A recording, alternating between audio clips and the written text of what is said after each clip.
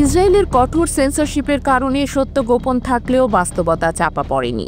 গত ১৩ জুন অতর্কিতে ইরানের অভ্যন্তরে চালানো ইসরায়েলের নারকীয় হামলার পাল্টা জবাবে ভয়াবহভাবে ভেঙে পড়েছে দখলদারের দম্ভ। ইরানি ক্ষেপণাস্ত্রের নিখুঁত আঘাতে ধ্বংস হয়েছে একের পর এক গুরুত্বপূর্ণ স্থাপনা, সামরিক ঘাঁটি, কেঁপে উঠেছে গোপন গবেষণা কেন্দ্র। টানা ১২ দিনের পাল্টাপাল্টি হামলায় যে ভয়াবহ ক্ষতি হয়েছে ইসরায়েলের, তা এতটাই গুরুতর যে তার সামান্য চিত্র এখন সেন্সরের চাদরে ঢাকা। সরকারি অনুমতি ছাড়া যুদ্ধক্ষেত্র বা ক্ষেপণাস্ত্র আক্রান্ত স্থানে ধারণকৃত কোনো ছবি বা প্রতিবেদন প্রকাশ নিষিদ্ধ করেছে ইসরায়েলি কর্তৃপক্ষ।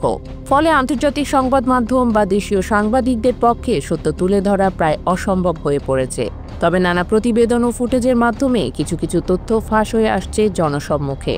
আল মায়াদিনের এক প্রতিবেদনে বলা হয়েছে, ইরানি হামলায় ইসরায়েলের বেশ কিছু কৌশলগত স্থাপনায় ব্যাপক ক্ষতি হয়েছে, যেগুলোর মধ্যে রয়েছে ওয়াইজম্যান ইনস্টিটিউট, ডিমোনা পারমাণবিক স্থাপনার আশপাশের সামরিক অবকাঠামো এবং হাইফা বন্দরের গুরুত্বপূর্ণ অঞ্চল।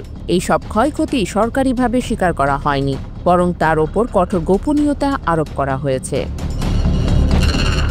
ইসরায়েলের চ্যানেল 13 নিজস্ব অনুসন্ধানে জানিয়েছে, ইরানি ক্ষেপণাস্ত্র অনেক ঘাঁটিতে সরাসরি আঘাত হানে। কিছু ভিডিও সামাজিক মাধ্যমে ছড়িয়ে পড়লেও তা দ্রুত সরিয়ে ফেলা হয়। একই সঙ্গে হাইফা অঞ্চলে হামলার সময় বিভিন্ন বিদেশি সংবাদ মাধ্যমের লাইভ সম্প্রচার বন্ধ করে দেওয়া হয় এবং কিছু সাংবাদিকদের সরঞ্জাম জব্দ করা হয়। ইসরায়েলি সেনাবাহিনী স্বীকার করেছে, ইরানের সঙ্গে এই সাম্প্রতিক যুদ্ধ ছিল তাদের ইতিহাসের সবচেয়ে জটিল সামরিক অভিযান। কিন্তু যেসব ঘাঁটি স্থাপনা ধ্বংস হয়েছে, তার বিস্তারিত তথ্য সাধারণ জনগণ জানার সুযোগ পাচ্ছে না। বিশ্লেষকরা বলছেন, গাজায় চলমান আগ্রাসনের জন্য বিশ্বব্যাপী সমালোচনার মুখে থাকা ইসরায়েল এখন ইরান যুদ্ধের ক্ষতি লুকিয়ে নিজেদের বিজয়ী দেখাতে চাইছে। তবে প্রশ্ন থেকে যায়, এ সেন্সরের দেয়াল কি সত্যকে থামিয়ে রাখতে পারবে?